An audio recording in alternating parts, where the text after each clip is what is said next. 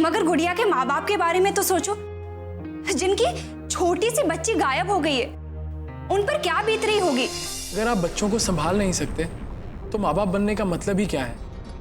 ऐसे माँ बाप को कोई हक नहीं है कि मासूम बच्चों की जान से खेल खेले। एक ही रास्ता है जो तुझे इन सब मुसीबतों से बाहर निकालेगा। कौन सा रास्ता? तू कहीं दूर चली जा, जहां तुझे कोई नहीं पहचानता। Hello inspector. क्या आप ही हैं डॉक्टर महेश? जी बिल्कुल, मैंने आपको खबर करवाई थी। मान Singh Rathore. Nice meeting you. सुना है आपके क्लिनिक में कोई क्रिमिनल घुसा है?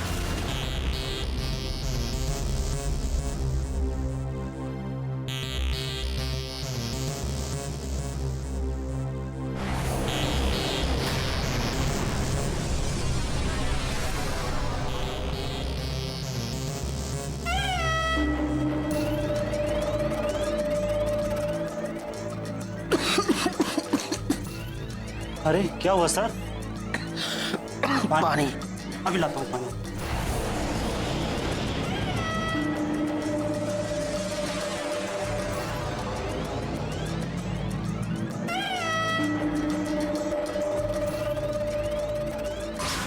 इंस्पेक्टर साहब, वो आदमी क्रिमिनल है या नहीं ये तो मैं नहीं कह सकता, लेकिन हाँ एक बात जरूर है कि उसको किसी ने बहुत बुरी तरह टॉर्चर किया। ये बात आप इतने दावे से कैसे कह सकते हैं? क्योंकि उसके हाथों और पैरों को रस्सियों से बांधा गया था, और इनफैक्ट इतना कस के बांधा गया था कि उसके दोनों हाथों की कलाइयों और पैरों पर अभी तक रस्सियों के निशान उभरे हुए हैं। क्या मैं उससे मिल सकता हूँ? जी हाँ बिल्कुल, क्यों नहीं, आइए।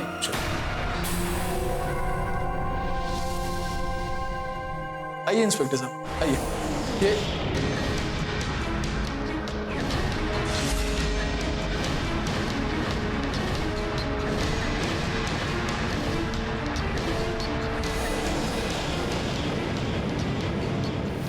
कहाँ गया ये आदमी? यहीं पे तो था, कहाँ चला गया?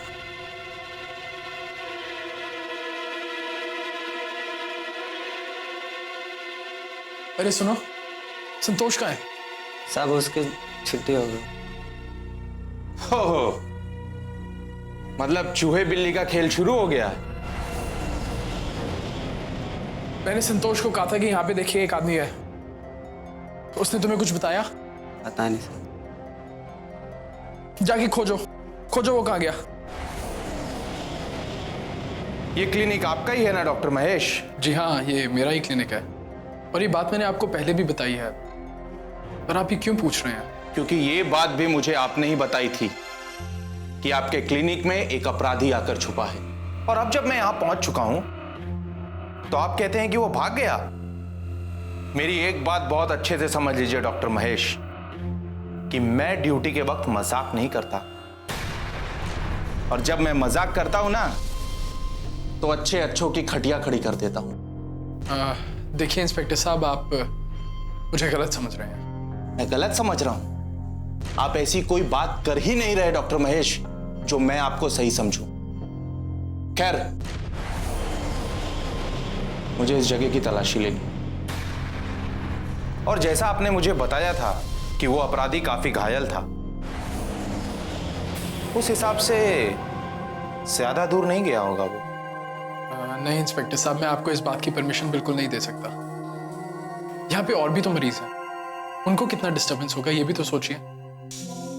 और ऐसा भी तो हो सकता है कि उसे लगा हो कि वो ठीक हो गया है और वो यहाँ से चला गया हो।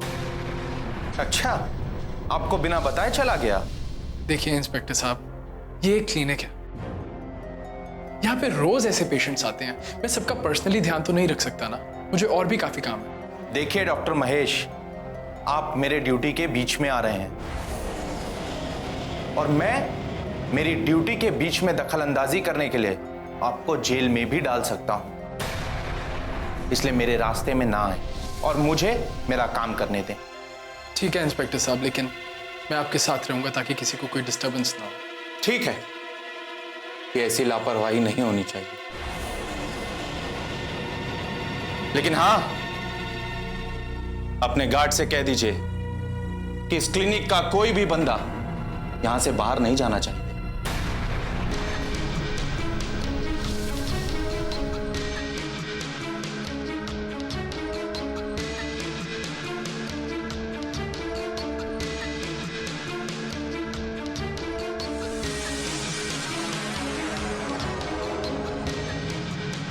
ये माला उसकी ही है ना?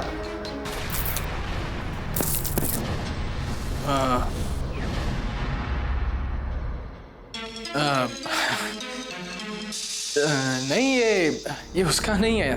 वो यहाँ संतोष बैठा हुआ था ना, शायद उसी का छूट गया होगा, उसका ही है। तो संतोष को समझा दीजिएगा डॉक्टर महेश कि कभी कभी लापरवाही ना बहुत महंगी पड़ जाती है। जी।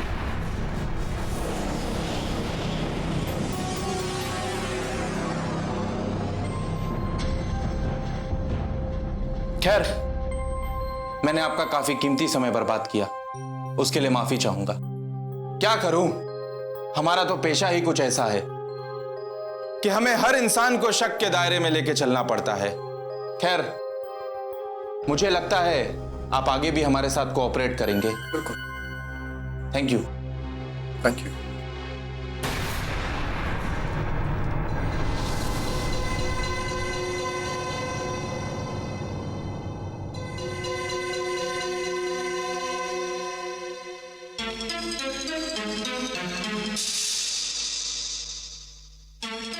पुलिस जा चुकी है, अब आप बाहर आ सकते हैं।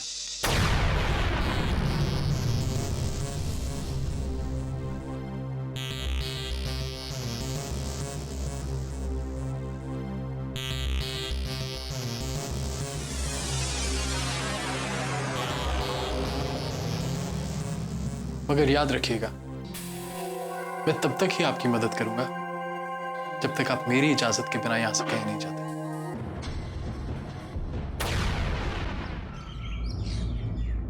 देवी जी, आप क्यों ऐसा कर रही हैं? मैंने आपको पहले भी समझाया था, अभी भी समझा रहा हूं, कुछ खा लीजिए ना। उमाकांत, हमने तुमसे कहा ना कि हमने माँ काली की सौगंध ली है कि जब तक रंगराज जी घर वापस नहीं आ जाते हम अन्न का एक दाना भी अपने मुंह में नहीं डालेंगे। आप ऐसे बच्चों जैसे जिद करके क्यों बैठी हुई हैं? आप खाना पीना छोड़ देंगी तो रंगराज जी कैसे वापस आ जाएंगे? बताइए भला आपको तो ऐसे में उनको ढूंढने के लिए दिन रात एक कर देना चाहिए, और आप है कि अब तुम हमें समझाओगे कि हमें क्या करना चाहिए या क्या नहीं। जब से रंगराज जी गए हैं हमने उनके इंतजार के सिवा कुछ नहीं किया है। उनकी सारी जिम्मेदारियां अपनी समझकर निभाते रहे। हमारे इस अखंड तपस्या में जरूर कोई कमी रह गई थी, तभी तो माँ आज भी हमारी परीक्षा ले रही हैं। तो ठीक है, हम भी देखते हैं कि हमारी किस्मत में और कितने वार सहने लिखे हैं। काली माँ क्या करेंगी ये तो मुझे पता नहीं, लेकिन आप क्या कर रही हैं ये मुझे समझ आ रहा है। क्या कर रहे हैं हम? अरे इस वक्त आप इस तरह यहाँ पड़े पड़े बारीन बाबू और उस आदमी की मदद ही कर रही है ना। तुम कहना क्या चाहते हो? मेरा मतलब ये है कि उन लोगों को पता चल चुका है कि आप सारी बात जान चुकी हैं, और इस वक्त डर के मारे वो कोई ना कोई गलती करेंगे। लेकिन गलती पकड़ने वाला शख्स यहाँ खाना पीना छोड़ के बैठा हुआ है, तो आप तो इस तरह उनकी मदद ही कर रही है ना। मगर उमाकांत, हम तो ये भी नहीं जानते कि रंगराज जी उसके पास है भी या नहीं, क्योंकि अगर रंगराज जी उसके पास होते तो वो आदमी हमें जरूर टेलीफोन करता। मगर उस वाकये के बाद ना तो उसका कोई टेलीफोन आया और ना ही रंगराज जी की कोई खबर मिली। हम तो कुछ भी नहीं जानते, कुछ भी नहीं पता है हम, कुछ भी। देवी जी, आप इस तरह से हार मान लेंगी तो मुझ जैसे बेसहारों का क्या होगा? कौन सहारा देगा हमें? कौन रास्ता दिखाएगा? अब तक तो मैंने सोचा था महेश बाबू से बात नहीं करूंगा, लेकिन मुझे लगता है महेश बाबू से बात करनी पड़ेगी। आप मेरी बात नहीं सुन रही, कम से कम उनकी बात तो सुनेंगी। नहीं उमाकांत, तुम ऐसा कुछ भी नहीं करोगे। महेश को इस बात की खबर भी नहीं होनी चाहिए। और हमें तो ये समझ में नहीं आ रहा है कि तुम सब काम छोड़कर हमारे आसपास क्यों मंडरा रहे हो। हमने जो तुम्हें काम कहा था, क्या वो हो गया? मैं अगर यहां से चला गया तो आपका ख्याल कौन रखेगा देवी जी? हम अपना ख्याल खुद रख सकते हैं, और हमारा ख्याल रखने के लिए हमारे नौकर हैं यहाँ। तुम्हें जो काम कहा गया है पहले वो ठीक से करो। देवी जी, मैं वो काम करने के लिए बारीन बाबू के घर पर गया था। मुझे वहां पर वो नकाबपोश, वो अनजान आदमी मिला। क्या? जी। तो क्या तुमने उसे पहचान लिया? कौन है वो? क्या वो अक्षय है? मैं जैसे ही कुछ समझने की स्थिति में होता, वो मेरे सामने से तेजी से निकल गया। तो तुमने इतना अच्छा मौका गंवा कैसे दिया? तुम्हें उसका पीछा करना चाहिए था। देवी जी, मेरे दिमाग में एक ख्याल आया था, लेकिन उस वक्त मैं वहां से हिल नहीं सकता था। क्यों? क्या तुम्हारे पैरों में मेहंदी लगी थी? नहीं, ऐसी बात नहीं है। मुझे लगा कि अगर मैं उसके पीछे जाऊंगा तो बारीन बाबू को शक हो जाएगा कि मुझे सब कुछ पता चल गया है। लेकिन अब मैं कसम खाता हूं कि मैं जब तक पता ना लगा लूं, मैं चैन से नहीं बैठूंगा।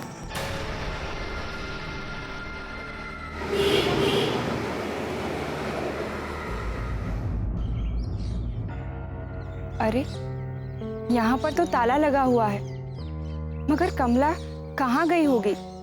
उसका तो इस शहर में कोई भी नहीं है, तो फिर कहाँ जा सकती है? अरे हाँ, हो सकता है कि वो महेश बाबू की क्लिनिक गई हो गुड़िया को मिलवाने। मैं वहीं जाकर मिलती हूँ।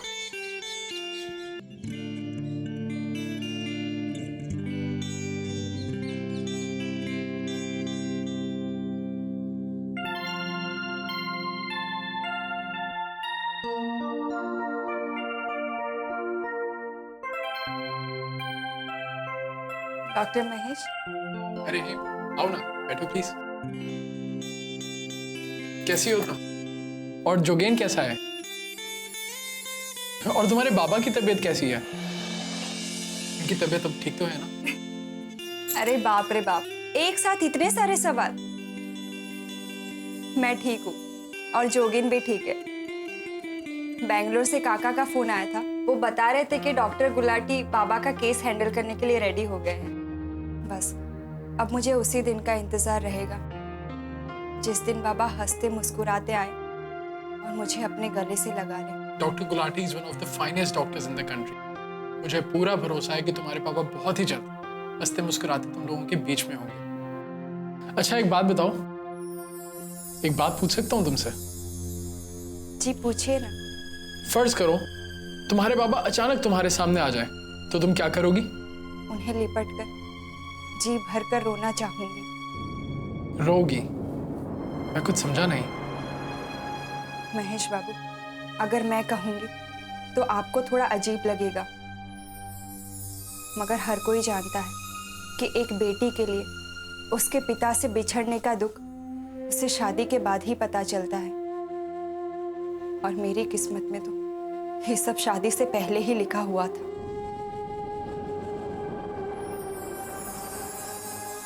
और मेरी बदनसीबी तो देखो कि मैं बाबा के गले लगकर रो भी नहीं पाई। इसीलिए सबसे पहले मैं अपने बाबा के गले लगकर जी भरकर रोना चाहूंगी, ताकि दूसरी बार उनसे मैं कभी अलग ना हो पाऊं। I am so sorry Mahesh Babu. देखिए ना, मैं भी कितनी पागल हूं, आपके सामने अपना दुखड़ा रोने बैठ गई। आपसे आपका हालचाल पूछना जरूरी ही नहीं समझा। आप ठीक है ना? हेम, लोग उन्हीं के सामने अपना मन का बोझ हल्का करते हैं जिन्हें वो अपना समझते हैं। अच्छा ये बताओ कि मेरे सामने कौन बैठा है? यहाँ बैठे बैठे मैं कैसे बता सकती हूँ कि आपके सामने कौन बैठा है? चलो मैं बता देता हूँ। तुम्हारी प्यारी हेम जी इस वक्त मेरे साथ हैं और ठीक मेरे सामने बैठी हैं।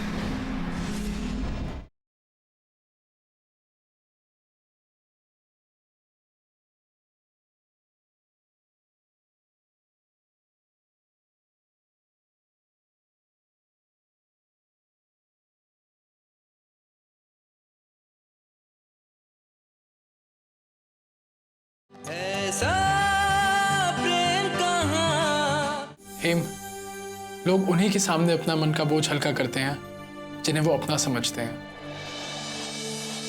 और मुझे ये जानकर बहुत खुशी हुई कि तुमने मुझे इस काबिल समझा। कैसी बात करते हैं महेश बाबू, आप ही तो थे जिन्होंने बिना किसी स्वार्थ के हमारे परिवार की मदद की थी। मैंने ऐसा कुछ भी नहीं किया। मैंने तो सिर्फ अपना फर्ज निभाया था, जो हर नागरिक का कर्तव्य होता है। वैसे आपने पूछा है तो मैं भी बता देता हूँ कि मैं बिल्कुल ठीक हूँ। बस थोड़ा बिजी रहता हूँ आजकल, इसीलिए आप लोगों से मिलने बीच में आ नहीं पाया। मैं समझ सकती हूँ। फिलहाल बाबा की कंडीशन ठीक नहीं है, मगर वो अभी स्टेबल है। बस माता रानी उन्हें जल्द से जल्द ठीक कर दे। बिल्कुल ऐसा ही होगा। अच्छा हुआ आप आ गई। देखो ना, मैं बैठे हुए बिल्कुल बोर हो रहा था, तुम आई तो 2 बातें हो गई। वैसे कल कमला गई थी तुम्हारे घर तुमसे मिलने के लिए। मैं उसे बाहर से ही छोड़ के आ गया था, इसीलिए उसके लिए सॉरी। हाँ, वो कक्की बता रही थी कि कमला घर पर आई हुई थी, मगर मुझे उस दिन कुछ ज़रूरी काम था, इसीलिए मैं कहीं बाहर गई हुई थी। मैंने सोचा कि मैं कमला से मिल लूं, मगर आपके घर पर तो ताला लगा हुआ था। ताला लगा हुआ था? इस समय कमला कहाँ जा सकती है? हो सकता है वो गुड़िया को लेकर कहीं घूमने गई हो। गुड़िया?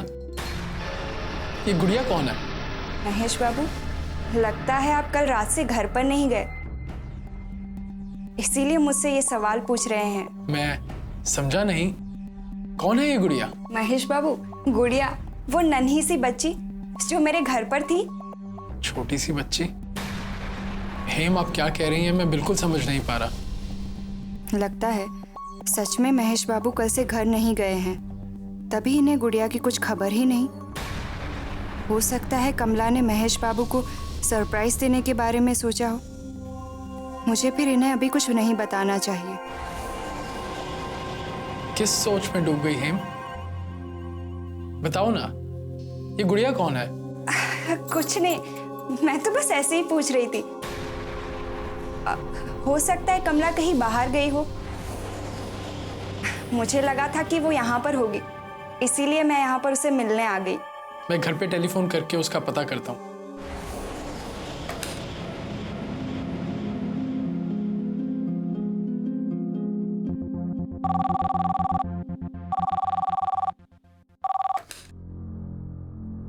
हेलो।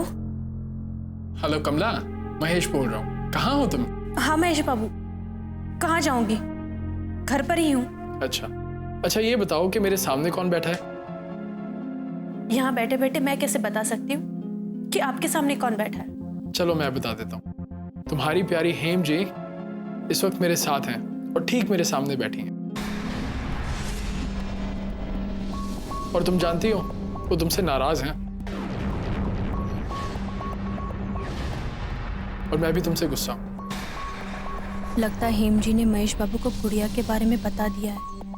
मुझे अब सब कुछ महेश बाबू को बताना ही होगा। महेश बाबू, मुझे माफ कर दीजिए। मुझे आपको सब कुछ सच बता देना चाहिए था। हाँ, ये बात तो है, लेकिन तुमने मुझे क्यों सब कुछ नहीं बताया? महेश बाबू, मैं बहुत डर गई थी। लेकिन इसमें डरने की क्या बात है? अरे ऐसा हो जाता है। अगर तुम हेम जी से मिलने उनके घर गई थी और वो नहीं मिली तो क्या हुआ? तो मुझे आज बता देती तो मैं तुम्हें दोबारा छोड़कर आ जाता।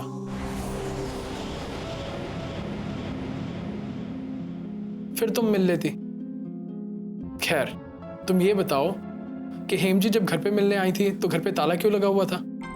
अरे, वो रात के लिए सब्जी खत्म हो गई थी ना, तो मैं बाजार सब्जी लेने के लिए गई थी। हाँ, मैं भी उनसे यही कह रहा था। तो चलो एक काम करो, तुम भी क्यों नहीं यहीं आ जाती? इसी बहाने हेम जी से मुलाकात भी हो जाएगी। नहीं महेश बाबू, आज नहीं, आज घर पर बहुत काम है। अच्छा, तो मैं फोन रखती हूँ।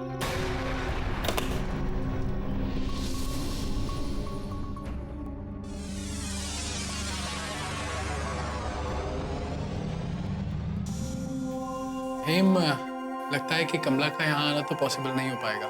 एक काम क्यों नहीं करते, अगर आपके पास समय है तो आप क्लिनिक ऑफ होने के बाद मेरे घर चले चलिए, हम सब बैठ के डिनर करते हैं। डॉक्टर, पेशेंट नंबर 9 का बुखार मैंने चेक कर लिया है, एक बार आप भी आके देख लीजिए। ठीक है। हेम, आप बैठिए, मैं अभी आता हूँ। कोई बात नहीं, आप आराम से अपना काम कीजिए, मैं यहीं पर हूँ।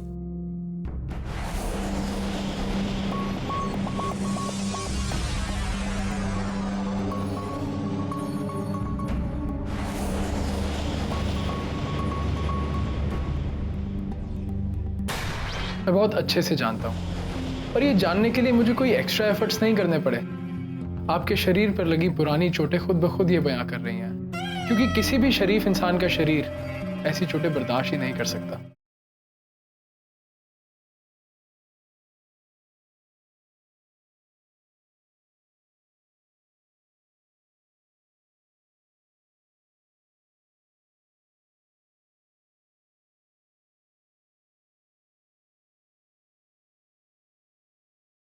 ऐसा प्रेम कहाँ। कैसे हैं आप? कुछ बेहतर महसूस कर रहे हैं? क्या कहते हैं, आज आपकी पट्टियां खोल देते? उम्र की चोट है डॉक्टर साहब, जल्दी ये घाव नहीं भरेंगे। घबराइए मत, मैं हूं ना। यही बात तो मेरी समझ में नहीं आ रही क्या समझ नहीं आ रहा आपको? कि जब आपको पता था कि मैं कहाँ छुपा हुआ हूँ तो आपने पुलिस वालों को बताया क्यों नहीं? इस बात की दो वजह हैं। पहली तो ये कि इस वक्त आप जिस हालात में हैं, ऐसे में आपका यहाँ होना ज्यादा मुनासिब है बजाय के पुलिस स्टेशन के। इसका मतलब आपको पता था कि मैं कोई खतरनाक आदमी हूँ? हाँ, मैं बहुत अच्छे से जानता हूँ, और ये जानने के लिए मुझे कोई एक्स्ट्रा एफर्ट्स नहीं करने पड़े। आपके शरीर पर लगी पुरानी चोटें खुद ब खुद ये बयां कर रही हैं, क्योंकि किसी भी शरीफ इंसान का शरीर ऐसी चोटें बर्दाश्त ही नहीं कर सकता। और वैसे भी मुझे पता है कि आप इस हालात में किसी का बुरा तो कर नहीं सकते। और दूसरी वजह ये कि मैं जानना चाहता हूं कि वो लोग कौन हैं जिनके बारे में आप कल सोच सोच के बेहोशी में बड़बड़ा रहे थे, जिन्होंने आपकी ये हालत की है। ये सब जान कर क्या करेंगे डॉक्टर साहब आप? लेकिन ये आप ये कर क्यों रहे हैं? देखिए, आप सबसे पहले अपने दिल में कोई गलत फहमी मत पालिएगा कि शायद मुझे आपके साथ कोई सिंपैथी हो गई है। मैं जो कुछ कर रहा हूं एक डॉक्टर होने के नाते कर रहा हूं, और इंसानियत के नाते ये जानना चाहता हूं ताकि शायद मैं आपकी कुछ मदद कर पाऊं। इंसानियत, बड़ा ही मजेदार लफ्ज है ये इंसानियत। अभी आप मेरे बारे में जानते नहीं हैं, इसलिए इंसानियत दिखा रहे हैं। अगर कहीं मैंने अपने बारे में आपको बता दिया तो आपका ख्याल बदल जाएगा मेरे लिए। बड़ी ही मौका परस्त चीज होती है ये इंसानियत। महान बनने के लिए ये इंसानियत लगी रहती है, वरना छू हो जाती है। इंसानियत मौका परस्त नहीं होती, लेकिन इंसानियत सिर्फ इंसानों के साथ की जा सकती है, जानवरों के साथ नहीं, क्योंकि उनमें समझने की ये शक्ति ही नहीं होती कि इंसानियत है क्या। और ये तय कौन करेगा वो जानवर है या इंसान? आपकी इंसानियत। जो बिना किसी स्वार्थ के सबके साथ अच्छा व्यवहार करे, दूसरों को इज्जत दे, वो इंसान, नहीं तो जानवर। अच्छा डॉक्टर साहब, एक इंसान जो चोरी करता है अपने परिवार का पेट पालने के लिए, वो आपकी इंसानियत की नजर में क्या है? जानवर है या इंसान? बहुत गहरी चोटें लगी हैं आपको। कैसे लगी हैं चोटें? कहीं से गिर गए थे क्या?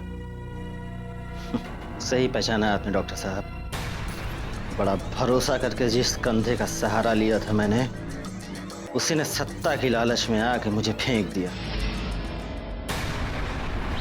इतने अंधेरे में क्यों बैठे हो? रोशनी रही कहाँ बारिन, अब तो सब तरफ अंधेरा ही अंधेरा है। एक मौका हाथ लगा था पर वो भी चला गया। इतने निराश मत हो मेरे दोस्त, बहुत सारे मौके आएंगे। ईश्वर हमारे साथ है। ईश्वर अगर हमारे साथ होता तो यूं डर डर की ठोकरें नहीं खानी पड़ती। मेरा सब कुछ मुझसे यूं छीन नहीं लिया होता, चेहरे पे ये भयानक निशान नहीं होता। हमारा ईश्वर मर गया है। इसमें सब मेरी गलती है।